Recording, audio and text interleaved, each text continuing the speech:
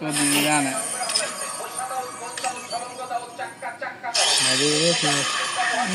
এত সুবিধা না গ্র্যান্ড প্রাইজ গ্র্যান্ড প্রাইজ এত সুবিধা না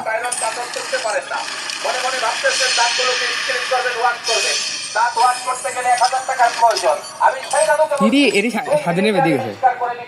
এই বান্ডেল ওরে ইস্যু মাল এটাও তো ফিরে রেডি এর না ওই তার হ্যাঁ জি স্যার লাগবে না ওই দিকে মানলো সত্যি আছে না এদিকে এদিকে কম